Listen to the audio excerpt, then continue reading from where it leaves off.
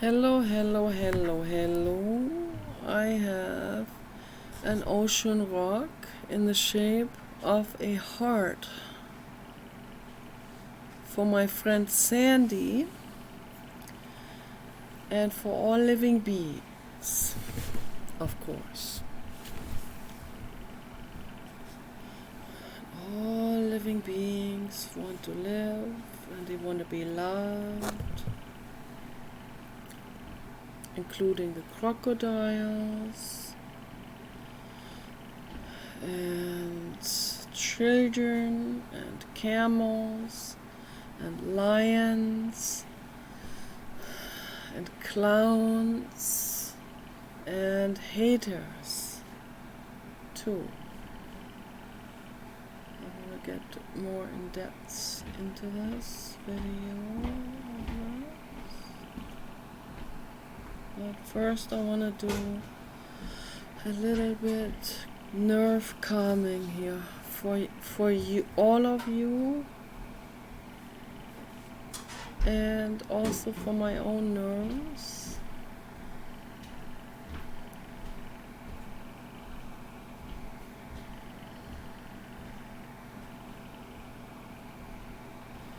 This is a nice ocean rock. I love it. It's very nice. And there's even a heart,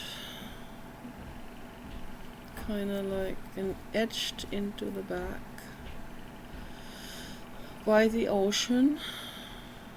Okay. This is an ocean heart.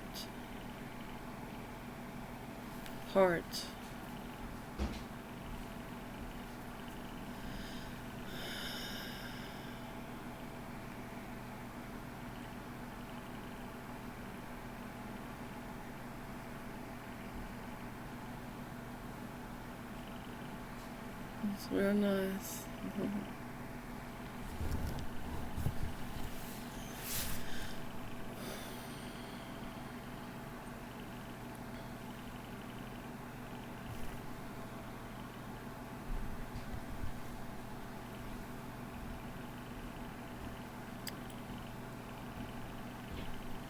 I think about the haters all the time.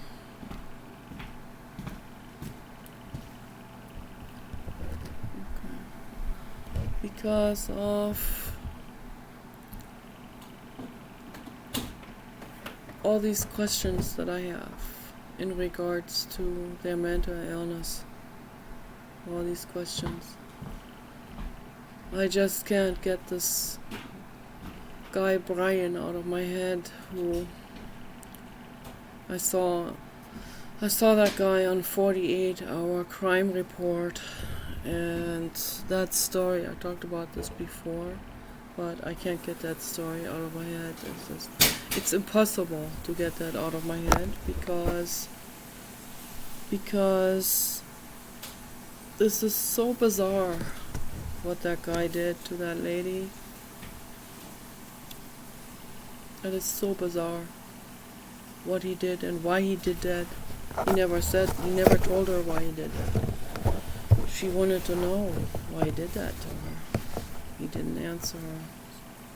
So, in the courtroom, she asked him. He thought she was dead when she came into the courtroom. She survived all of that. He didn't expect that to happen. He left her for dead in her cellar, in her basement. He worked for her for 2 years as a handyman, as construction worker. He did some construction work for her driveway, repaved the driveway or something. And she was always nice to him and everyone. Super, like one of the nicest people in the world. And I assume that he wanted her and he never asked her because he thought for sure she would turn him down. And this is what my mother used to call the Ernie effect. Ernie in Sesame Street. Yeah, some of you are old like I am, and you know Sesame Street, right? That was the precursor to the Muppet Show. And even to know the Muppet Show, you have to be old. Okay, so, and those shows were popular in Europe too. They were even synchronized. They were translated into German and everything, except for the songs. So the songs were the original ones. And there were these two hand puppets, Ernie and Bert. And Bert was always kind of like always angry and always indignated, and Ernie was always kind of more like on the happy side and joking. But one time Ernie wasn't feeling so good, and he needed a vacuum cleaner. His vacuum cleaner broke, I guess, and his next door neighbor, the house next door, there was Mr. Hoover living from Hoover Vacuum Cleaners. And Mr. Hoover was also a hand puppet.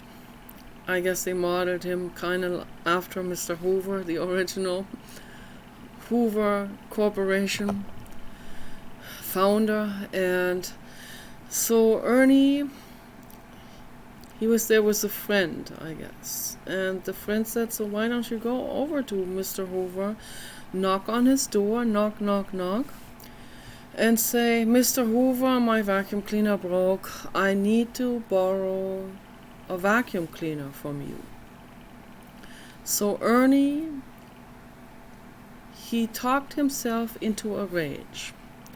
It started out mellow. First he said, I don't think Mr. Hoover is gonna loan me one of his vacuum cleaners just like that for free, just because I live next door to him in the house. He's probably also busy with something else. And then as he talked more and more and more, he got more and more angry. And he said, I bet Mr. Hoover is taking a nap right now. And if I knock on the door, he's gonna get real upset and slam the door into my face. And as he was talking and playing out these possible scenarios that could go wrong with Mr. Hoover, he got more and more and more upset, more and more angry. So this was probably the most philosophical show of all, because that stuck with all of us, that show. So my parents, everyone, my brother, everyone. And my mother called it the Ernie effect, because I was very good at that too. So I would say, oh, I bet I can't call because they don't like me, or they're gonna hang up the phone. And she would say, be careful, don't fall into the Ernie effect. And I knew this was true, but I would never hurt anyone because of my Ernie effect. I would never go to that extreme. I mean, I might talk myself into some kind of rejection before the rejection happens, but I'm going to leave it at that. I'm not going to go over there and then shoot that person or strangle that person, as that Brian did. Okay, so yeah, Ernie finally said, alright, he was so mad by this time that he stomped over to Mr. Hoover's door, hammered on the door. Mr. Hoover opens the door, real friendly face, hey Ernie, good to see you. And Ernie, in the rage he said, Mr. Hoover, you can stick your horrible vacuum cleaner onto the side of your hat. I've had it with you. And he stomps away. And Mr. Hoover's like, huh? What's going on here? So, and that's exactly what happened to Brian, but not even in an escalated way, not even in an exponential way. He did it in a criminally insane way. Okay, so he developed this crush on that woman he worked for, and he could not go over to her to say, I like you, I want to invite you to dinner, or come on over, and something. I mean, you guys, you can be more inventive, right? Be more creative, be persistent, but not in a forceful way, right? And if she turns you down, it's not the end of the world, but that's what it must have felt for Brian. It would be the end of the world as we know it. It would be his end, and he would die, or worse. It's actually worse than death for Brian to be rejected by that woman. So he had a girlfriend and all of that, but he wanted that specific lady who was very successful professionally. She was a manager at a corporation, and she was very pretty, and she worked out, she was very athletic, and had her life together, and all of that. And he was impressed with her in some way or whatever, and she was his type. She was older than him, but that she had a total crush on, he had a total crush on her, and she didn't even know about it because he never said it to her, he never came over, he never proposed anything to her. She had no idea what was going on in Brian's brain. So, after 2 years of unimaginable suffering in Brian's brain, because he was literally torn apart on the inside between this thing that's worse than death, which is summoning up that courage to go over to her and say to her how he feels. Just tell her how he feels, right? It's not that, it shouldn't be that difficult, but it is for some people. Apparently, it seems to be that seems to be so difficult, and it is difficult because they are terrified beyond death. Even they are terrified. For them, this is worse than anything. This is the death of the ego, but worse. It's like it's psychological, total annihilation or something like this. That's what it must be feeling like for them. So someone else told me, I don't know who it was, could have been one of my haters who told me that one time on a different YouTube channel, different video, under different subject. Could have been someone else too, but I don't know who it was. But someone told me, guy said he was from England, he told me that it is the absolute worst thing there is for men, for many men, particularly those that form men rights groups. For those, it is worse than death to be rejected by a woman. So Brian did the Ernie effect. He talked himself more and more into this doomsday scenario, and he said there's no way, but he couldn't let go of her either. He couldn't just say, oh, I'm gonna have to quit the job working for her and her mother because it's too devastating. I mean, that would be another peaceful option, right? Like, you just come to your senses and you come clean with yourself, and you say, okay, I can't get the courage together to go up to her, so I'm gonna quit the job and move away and start my life somewhere new, and maybe there I can find someone who likes me, who makes an initiative. For a lot of those men, they actually need the woman to make that initiative. For the incel kind of men, they need the woman to come up to them and propose to them. But here it gets catchy, because the very women they want, which are the totally straight girly girls like myself, we don't initiate. Okay?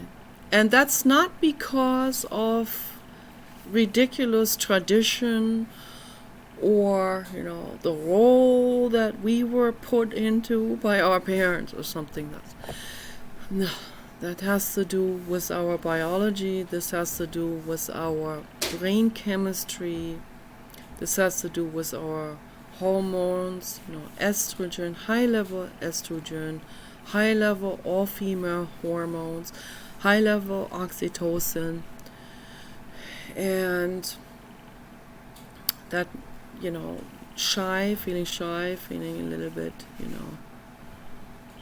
like we don't want to impose on anyone. We want to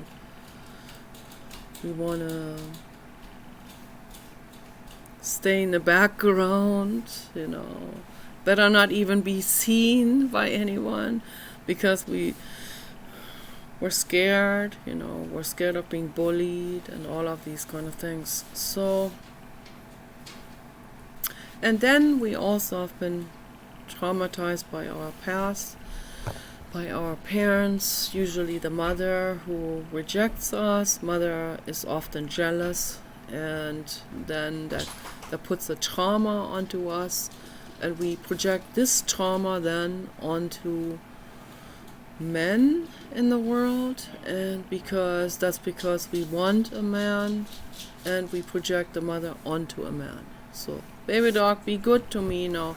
Be good. No, be good. Be good. Yes, you have to be good.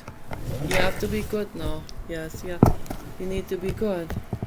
Yes, you need to be good. I don't want to accidentally, then I have to delete the entire video. So, don't want to show Paul. So, yes, baby dog. Okay, so, no, that's a tricky situation, They usually don't want the woman that comes up to them and makes that initiative, makes that move, coming on to him. So, and I have a few times made some sort of like an awkward type of attempt. I'm not very good at it, I'll tell you that. And promptly every single time I was rejected.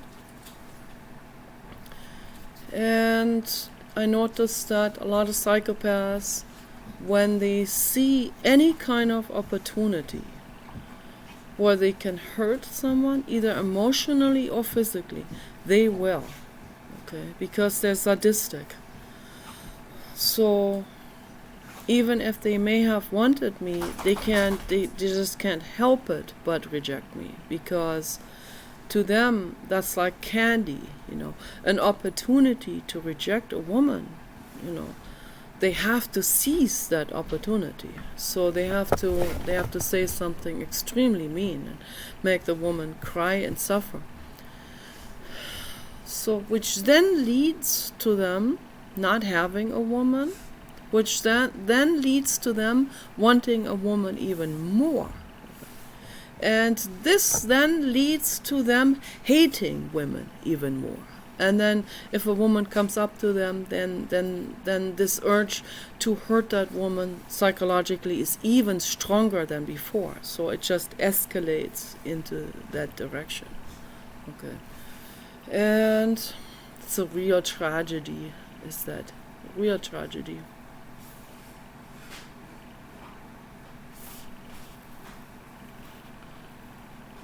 I use this here to calm my own nerves down. So, this is a heart from the blue god.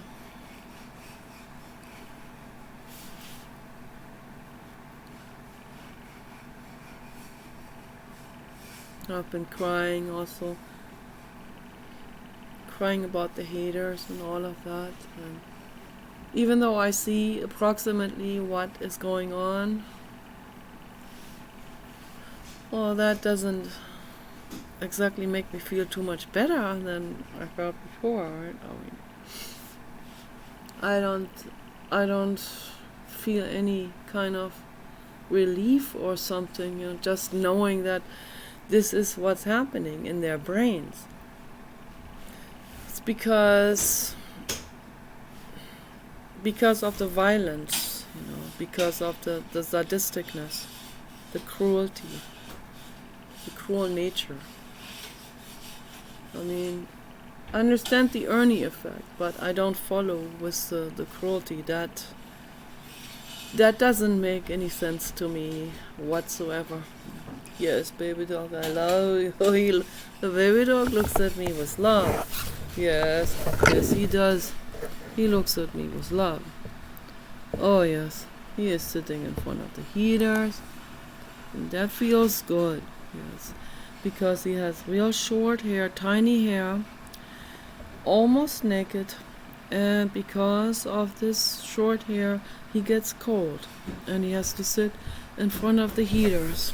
Yes, and you have to make it warm for your dogs and cats, particularly for those with short hair. Very, very important. I lived with a lady, Linda, and she had 2 Siamese cats with extremely short hair, particularly the male was almost nude. And they were both always shivering in front of the heater. Even in front of the heater they were shivering. So we need to make it warm, really warm for our animals. This is very, very important. So,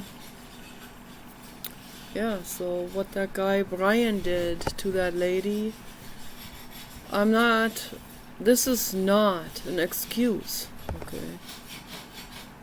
I say it very bluntly, that guy Brian needs to be head-bolted by a robot or drone. That's what needs to happen. And everyone that is like him, who tortures and slays a woman down, leaving her for dead in her own puddle of blood. Every man who does that needs to be head-bolted. Okay. There's no excuse for it at all. Ernie effect, yeah, I understand. I understand that is what must have been going on in Brian's brain, right? And it's horrible and everything. And it must be a total excruciating torment for him.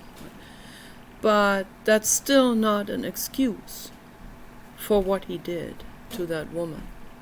Because to hurt another living being, there's no excuse for that.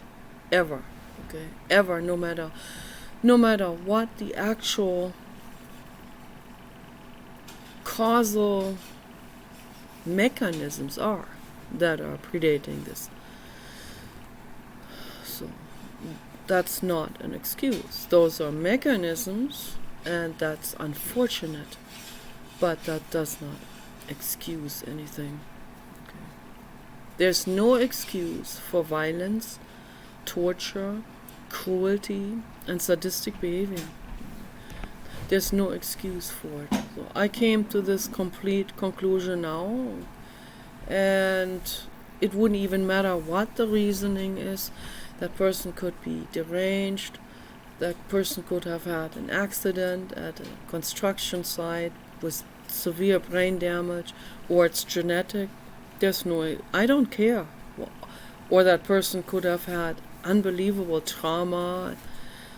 There's a lot of people with unbelievable trauma from childhood, and they would never hurt a living being. Ever. Never, ever. Matter of fact is, if something terrible happens to someone, we've had an encounter with danger or death or something like this, or severe illness or mental illness or whatever, we'll feel more compassion than for other living beings.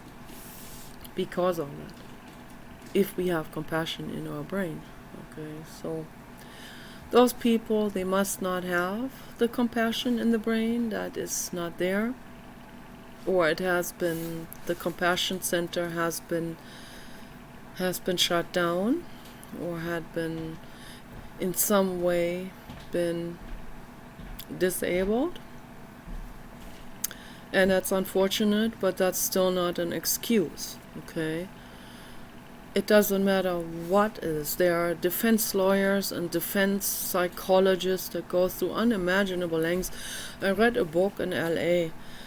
He had like 20 chapters or something in that book, and each chapter was one case that this defense psychologist had worked on. So, and he would go there and he would reenact the situation of each murderer in order to really dive in and understand what this murderer must have been feeling, and then he presents it to the courtroom and he'll say, our defendant is not guilty because look, I have recreated this scenario and see, it made me completely insane too. Yes, you bet he is.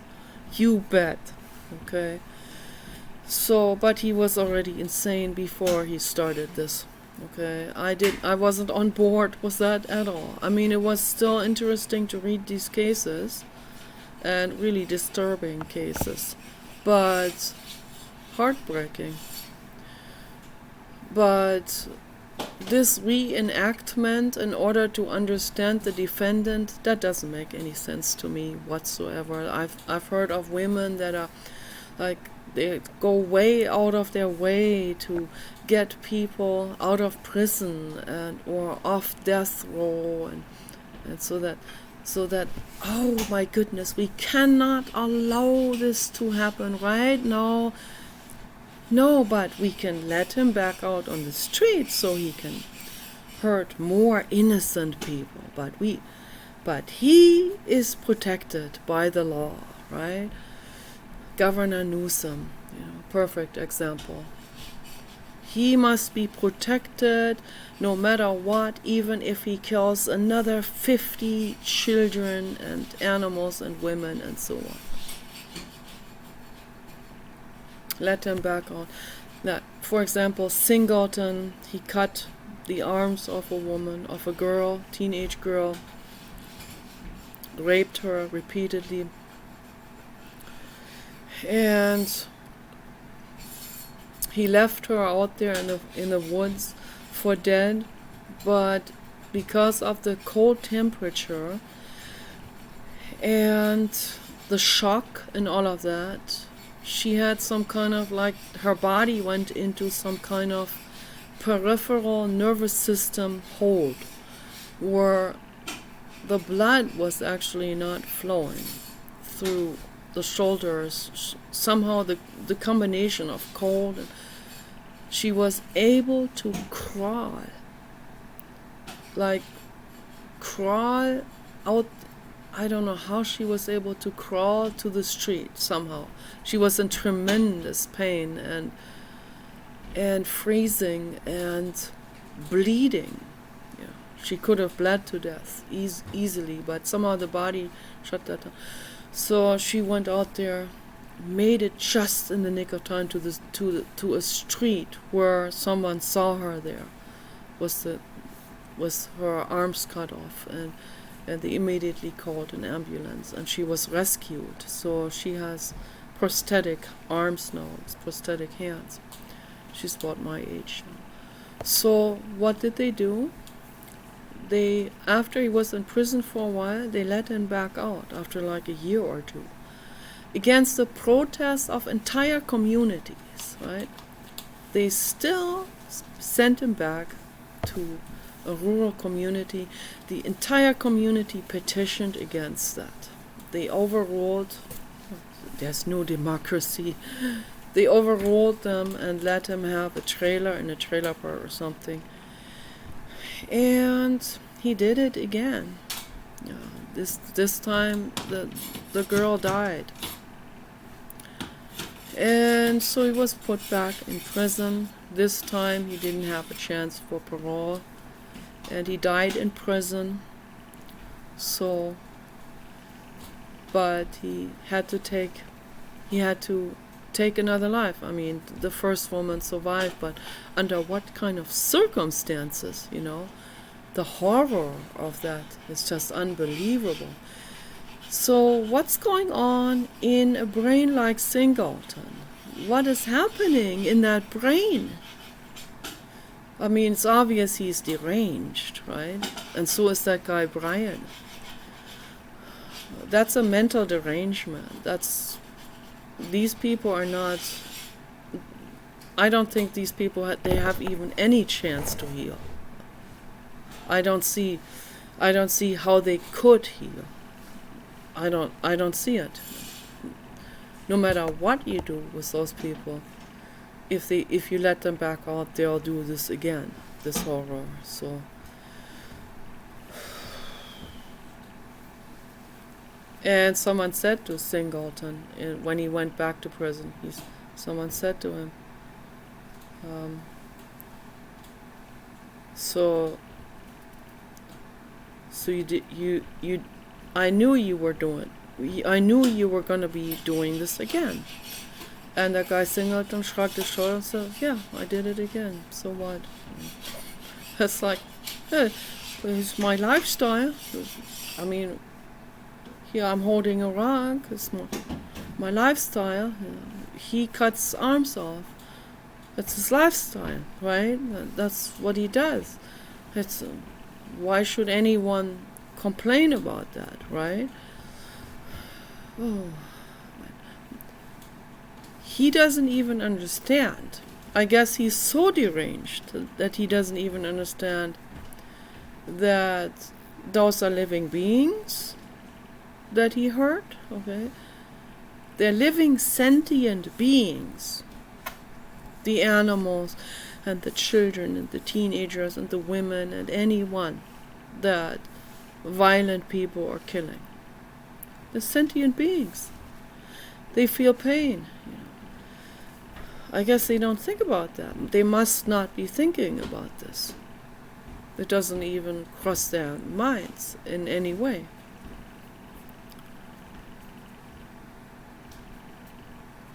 Yeah. It's heartbreaking. It's horrific.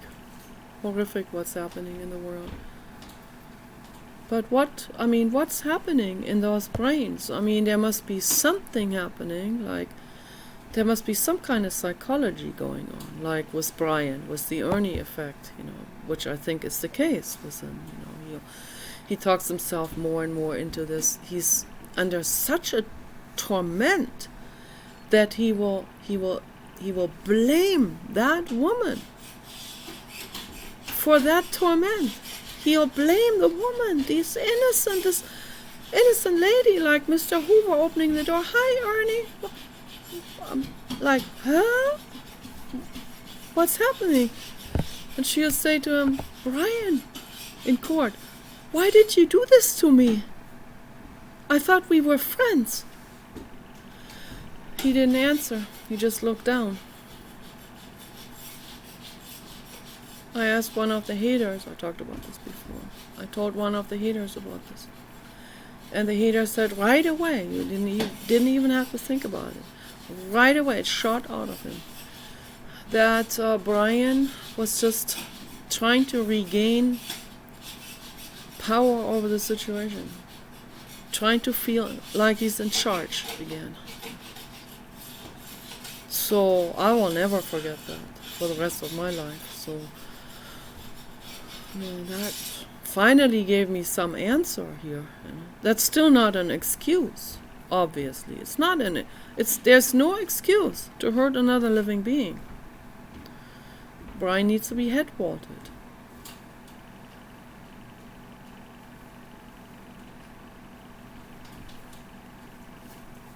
That Jeffrey Dahmer, he was killed in prison by some real big guy. I guess in the bathroom or something. So. And, well, who would cry a tear after Jeffrey Dahmer, right? So, no, he deserved that, obviously. He needed to have that happen. That guy is completely deranged. Okay, so a beginner soul, complete beginner soul. Singleton, Dahmer, all of these. Ted Bundy, all of these people, that guy Brian, and so many more, so many. And I noticed in those crime reports, when I see these faces of those criminals, they all have that same facial expression. They have this facial expression of, that's what I call the sadistic smirk. But it's not a real, that's not a smile. It's an ice smirk.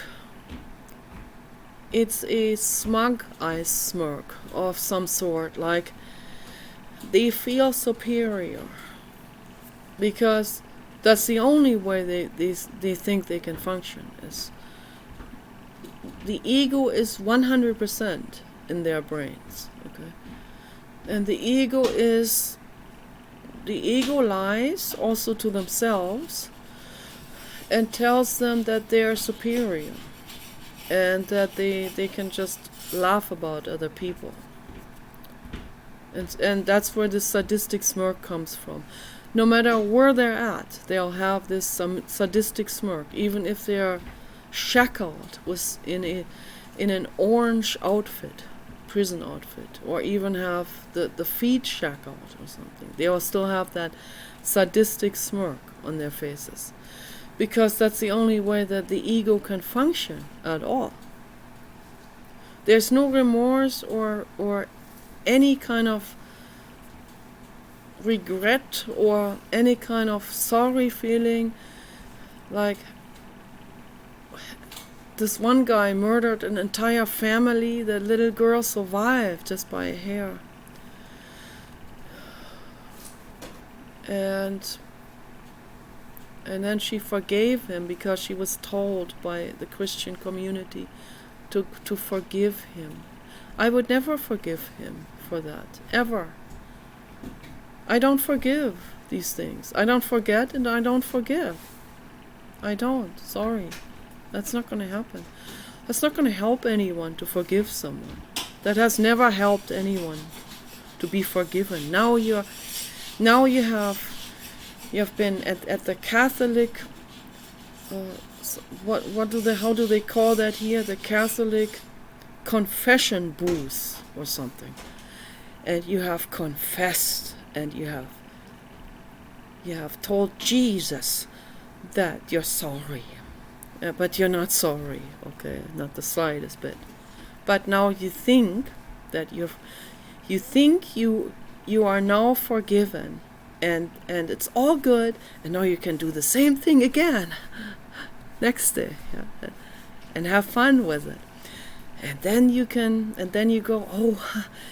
So I don't go to hell, I better go back into that confession booth.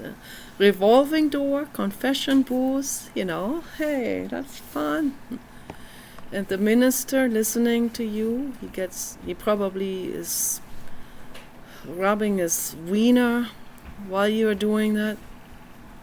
He gets off on that, on those horrible stories, because he himself is a sadistic motherfucker, okay? So you get some free horror stories told to him in the church. You know what Jesus Christ would do with you? If he was here and if he heard what all these religions that are in his name doing in his name, he would punch you in the face, but really hard. Oh boy, he would punch you so hard.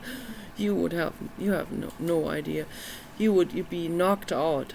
That's what Jesus Christ would do. And maybe you'll come back in form of one of those South Korean King Kong crane robots. So there's a possibility for that. And boy, he will really punch you hard in that form. So it's coming for you, baby.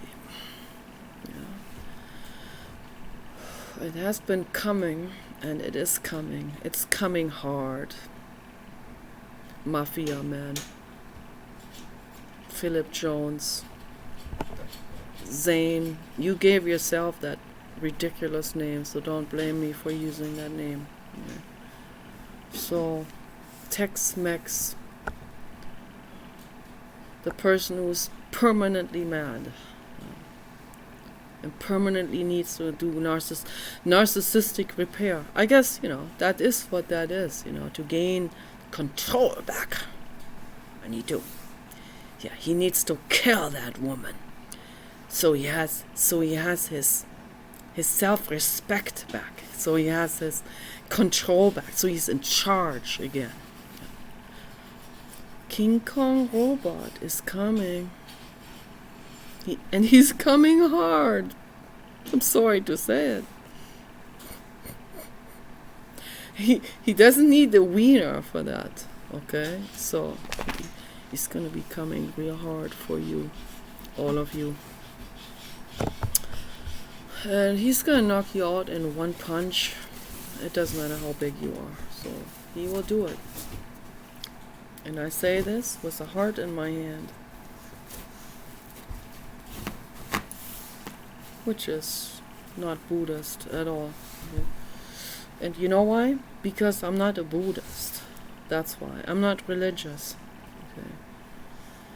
I believe in justice. I believe in love. I believe in protecting those that deserve to be protected. Like the baby dog here. He deserves to be protected. He's an innocent being. Okay. And everyone like him who is out there in freezing temperatures, left with short hair like that, tortured, and I don't even wanna say it, what people are doing to those dogs, shackling them up, and they get bladder infections, and they suffer to death in a most horrible way. Okay. So, for those innocent beings, and for the women, and the children, and all beings, all animals, all innocent beings, they deserve protection.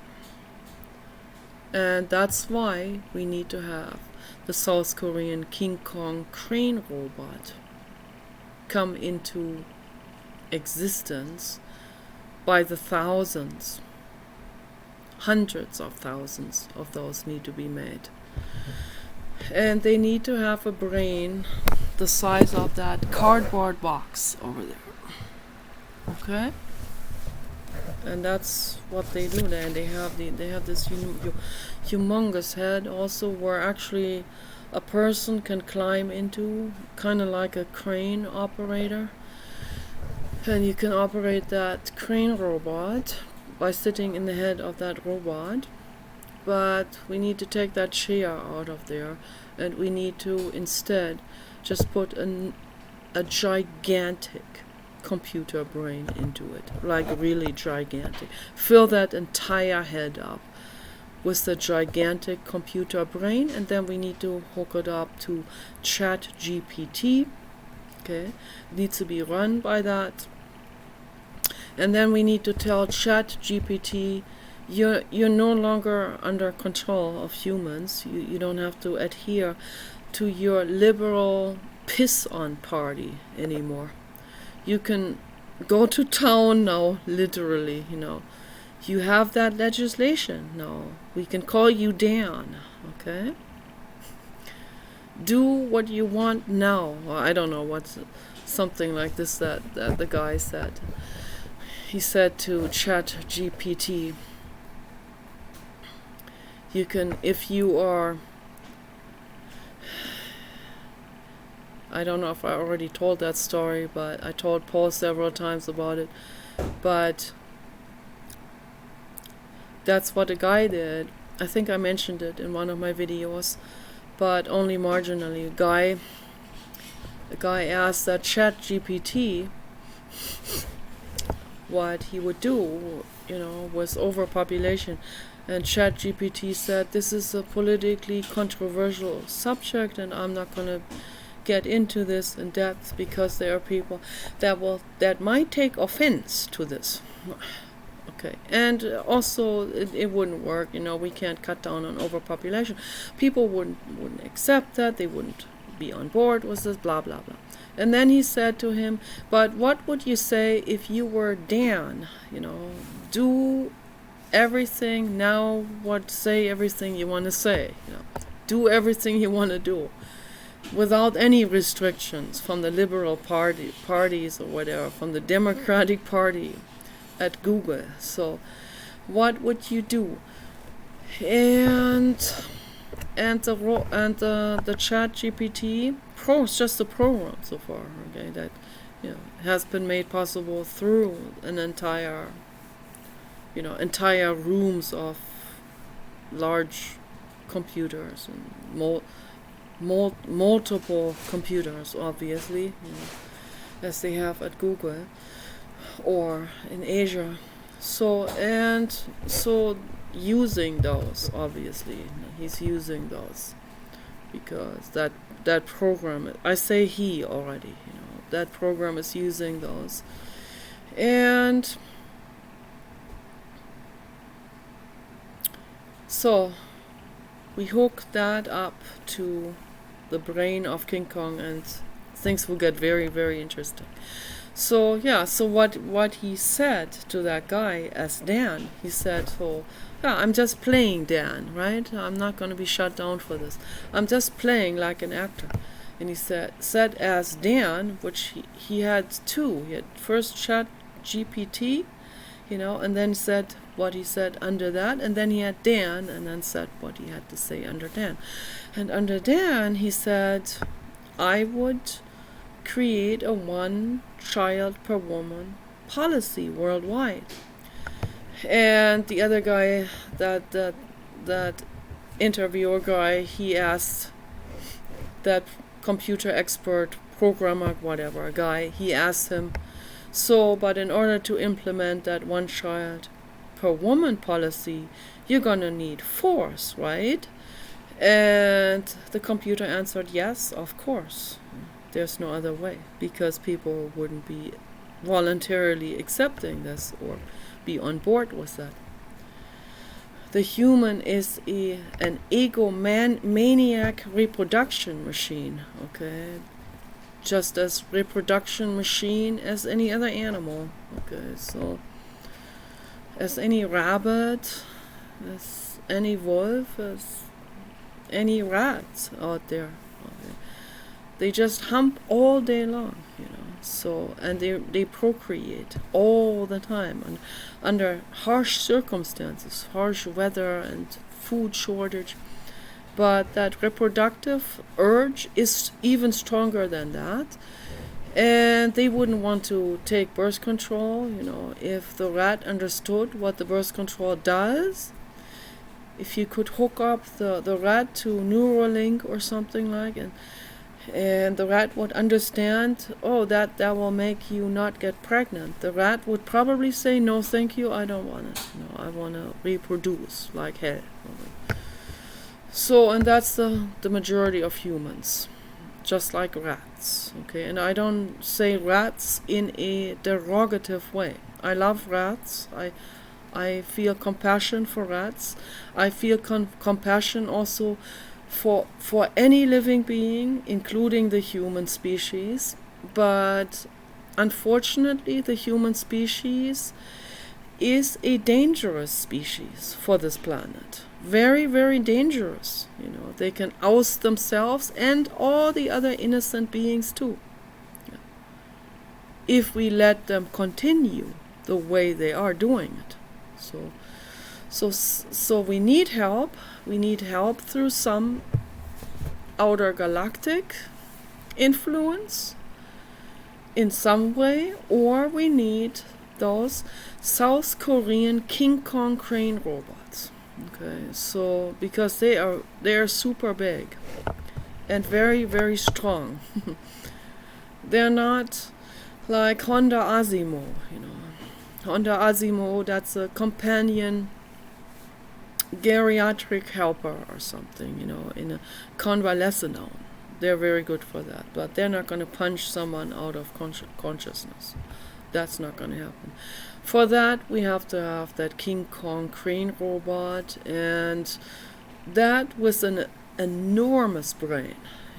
Maybe Elon Musk can create a brain like this, a brain that will really replace entire rooms of computer devices, and condense it down into the size of that cardboard box there that will fit into the head of that crane robot.